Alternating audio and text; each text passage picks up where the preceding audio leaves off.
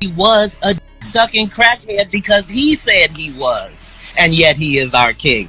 So imagine. I'm sure many of us have come across this video of Katt Williams. Without even doing some research, a lot of people actually attacked him for saying that about the king of comedy. I do understand why people might have felt that way, but one thing about Katt Williams is that he's always going to tell the truth, even when the truth might hurt someone. Those who really know Richard Pryor didn't have an issue with Katt Williams, because they know he told the truth, because the king of comedy himself said it numerous times. I want you to listen to this. And we walked into the office with the white man, and Paul didn't. What he did was suck this.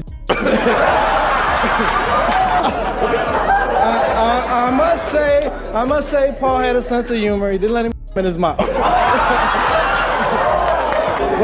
but seriously, Paul was with me once when my first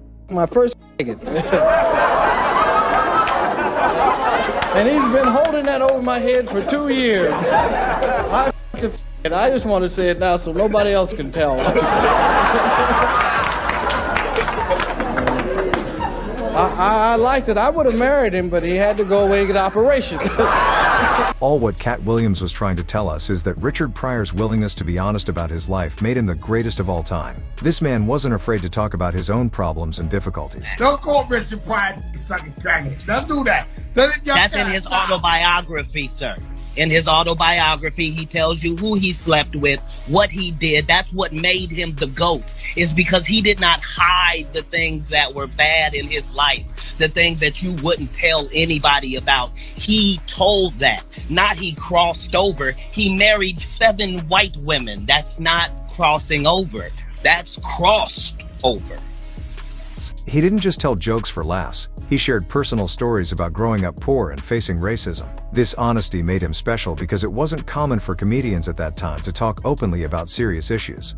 Pryor's childhood in Peoria, Illinois, where he experienced poverty and discrimination, shaped his comedy. Instead of avoiding his struggles, he used them as material for his jokes. This connected with people because it was real and relatable. In the 1970s, Pryor went through a big change. After a trip to Africa and thinking deeply about his life, he returned to comedy with a new approach. He started talking more about his own problems, like drug addiction, and problems in his personal life. This honesty made his comedy more meaningful because he wasn't just making people laugh, he was making them think. One of Pryor's most memorable moments was in his 1982 concert film, Richard Pryor, Live on the Sunset Strip. He openly talked about his struggles with addiction, and even joked about setting himself on fire by accident while using drugs. This might seem strange to joke about, but for Pryor, it was a way to face his mistakes and share his journey with others. Pryor's courage to talk about his struggles helped break down barriers and challenge stereotypes. He showed that comedy could be more than just entertainment. It could be a way to share truths about life and society. As much as Katt Williams will not reach the levels of Richard Pryor,